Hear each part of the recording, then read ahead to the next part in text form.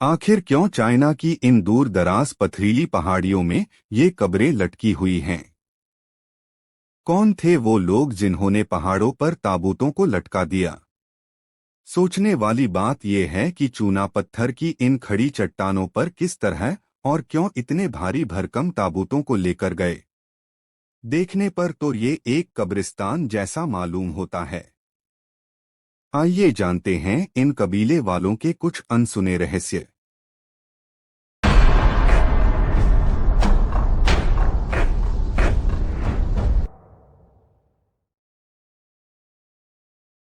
एक या दो चट्टानों पर नहीं बल्कि कई चट्टानों पर लटके ताबूत देखे जा सकते हैं।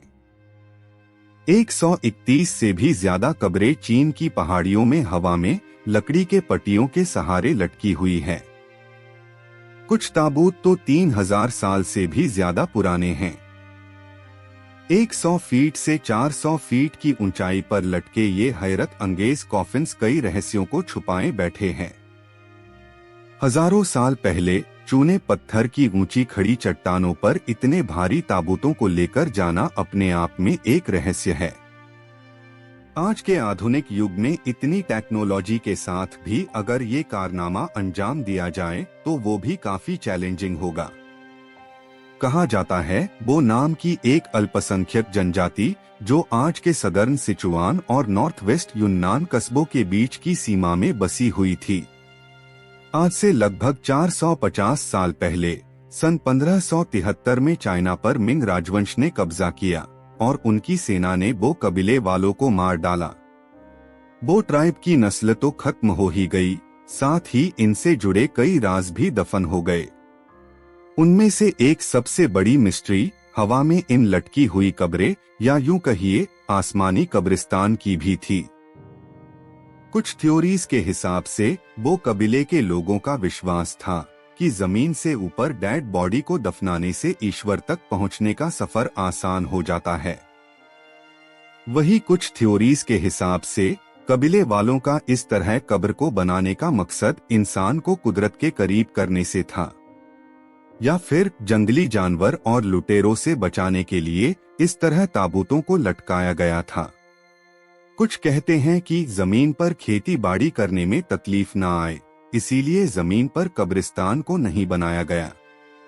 वही कुछ कहते हैं कि इस कबीले के लोग पहाड़ों पर रहते थे, इसीलिए उन्होंने शव को दफनाने का ये तरीका अपनाया। इन सीधी पथरीली चट्टानों पर ताबूतों को देखना मुश्किल है। ऐसी कुछ ही कब्रें हैं जो जमीन पर खड़े रहकर देखी जा सकती हैं, बाकी कब्रें बेहद ऊंची और चट्टानों में उछल होने की वजह से नहीं दिखती।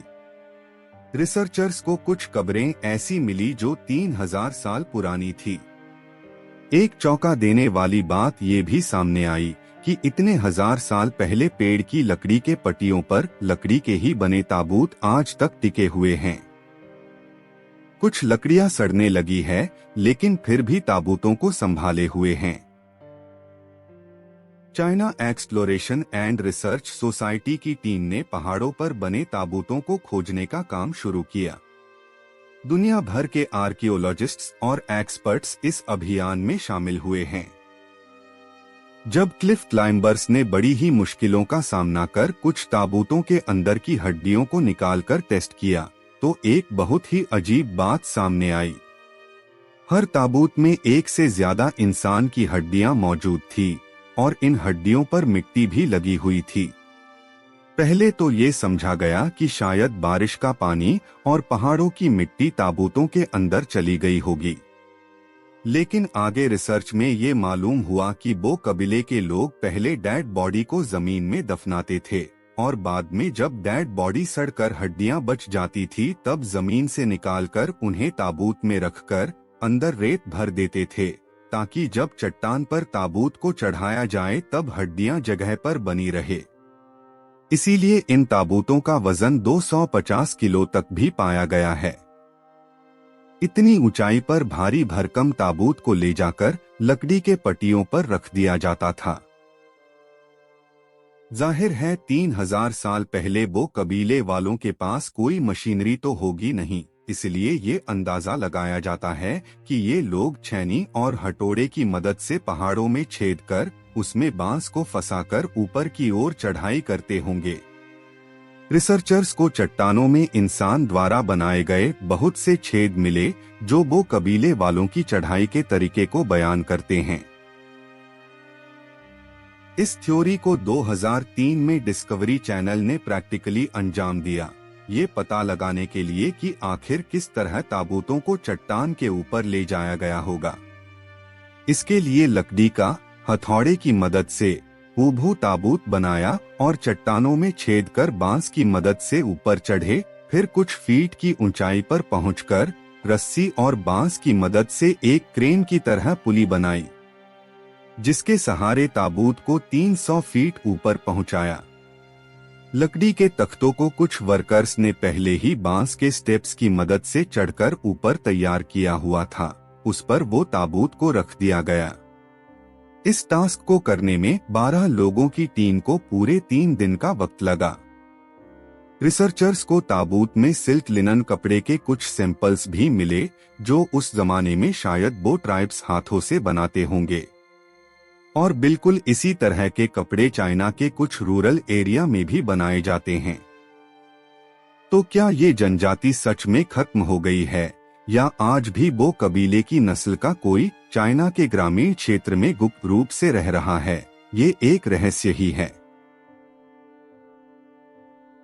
इन मिस्ट्रीज को लेकर हमारे दिमाग में बहुत सारे सवाल पैदा होते हैं, लेकिन जवाब थोड़े ही मिल पाते हैं, वो भी अंदाजी तौर पर। वो कबीले के लोगों ने अपने मृतकों को इस तरह से दफनाने के लिए कैसे और क्यों चुना, इसका राज शायद ही कभी पता चल पाएगा। आई होप आपको वीडियो अच्छा लगा। इस वीडियो को लाइक, शेयर और सब्सक्राइब जरूर करें।